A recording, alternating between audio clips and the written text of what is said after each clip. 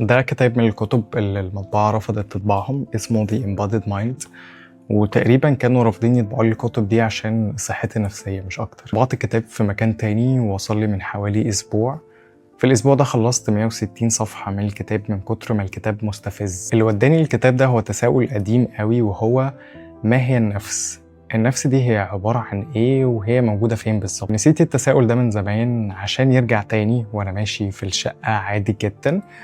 كان في تساؤل ان انا لما بتحرك اللي بيحصل ايه، ان في جزء في المخ موتور كورتكس، او خلينا نقول ان في جزء في المخ بيبعت اشارات للسباينال كورد او الحبل الشوكي. بعد كده الاشارات دي بتروح للماسلز او العضلات عشان نتحرك. فالعملية دي او الحركة اللي احنا بنتحركها بتبدأ من مخنا. طيب طالما هي بتبدأ من مخنا، أنا فين في العملية دي؟ النفس بتاعتي فين؟ ولو هتقولي إن في عقل وفي مخ، فخليني أقولك إن الفرضية دي ماتت من زمان قوي. وأبسط دليل إحنا لما بنشغل عقلنا بإننا بنفكر مثلا، في نفس الوقت مخنا بيبقى شغال.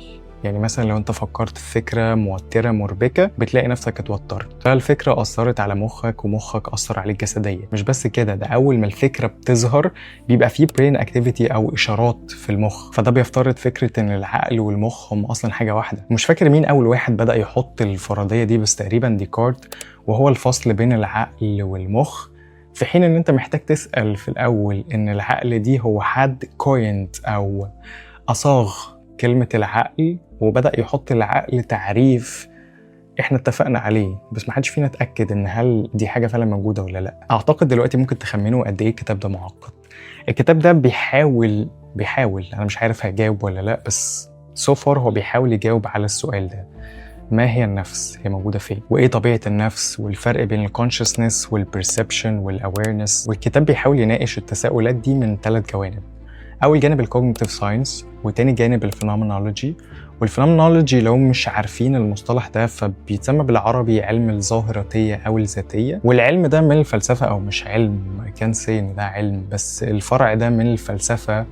هو بيتفلسف حول الكونشسنس أو الوعي. ومن أشهر أسماء الفلاسفة في الفينومينولوجي إدموند هوسرل، وهو يعتبر مؤسس الفينومينولوجي، ومارتن هايدجر ومغلوب بونتي. عشان لو قابلتوا الاسماء دي في الكتاب تبقوا عارفين ان دول فلاسفه في الفينومينولوجي. وتالت جانب الكتاب بيستعين بيه عشان يجاوب على الاسئله دي او يناقشها هو المايندفولنس اويرنس مديتيشن. الطريقه اللي مكتوب بها الكتاب انا بحبها جدا، ويمكن اتكلمت عنها كمان في اكتر من فيديو، وهي ان انا بطرح اطروحه وبطرح عكسها وبجمع الاتنين على بعض عشان اطلع بنتيجة تالتة. ولكن كنت بتكلم عنها في مواضيع بسيطة، لكن المواضيع المعقدة اللي بيطرحها الكتاب الطريقة دي فعلا صعبة جدا. فانت محتاج طولة بال شوية عشان تقرأ الكتاب دي، لان هو بيطرح هايبوثيسيز او فرضية او نظرية، وبعد كده يقولك النظرية دي ناقصها حاجة، وفي نظرية تاني بتتكلم عن الحاجة اللي ناقصة دي، بس النظرية دي برضو ناقصها حاجة، ويطرح نظرية تاني بتناقش الحاجة اللي ناقصة دي، وهكذا. فانت بتبقى ماشي في القراية حاسس ان دماغك بتتفكك، بتروح في حتت مختلفة ومش قادر تمسك حاجة. مش عارف الكتاب هيجاوب على التساؤل ولا لا، بس حبيت اتكلم عن الكتاب لو حد عنده نفس التساؤلات وحابب يخوض الرحلة دي. الكتاب هو فيه كم كبير قوي من الشجاعة،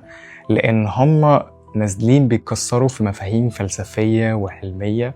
وباي ذا واي، من الناس اللي كتبوا الكتاب ده إلينور روش، وهي cognitive scientist. فهي في الكتاب هي قاعدة برضو بتكسر في المفاهيم العلمية الخاصة بالcognitive science. دي حاجة بالنسبة لي بحبها قوي، لأن أنا بشوف إن لو حد موجود في مكان علمي معين أو حصل على درجة علمية معينة، بيبقى دايما في حالة تمسك بالمفاهيم بتاعته. هو مش عايز يقف ويكريتيسايز ويتأكد من صحة المفاهيم دي، مش عشان هي أساسها غلط، ولكن علشان هي دي طبيعة العلم. لو بصيتوا على مدار السنين، العلم بيقدم حاجة وبعد كده يجي حد تاني يكسرها عشان يخلق حاجة تاني، وبعدها حد يجي يكسرها عشان يخلق حاجة تالتة. وحاجة كمان بتخلي الكتاب ده قريب ليا حتى قبل ما أخلصه، هو إن من بداية الكتاب هم بيقولوا إنهم معنيين بالتجربة الإنسانية.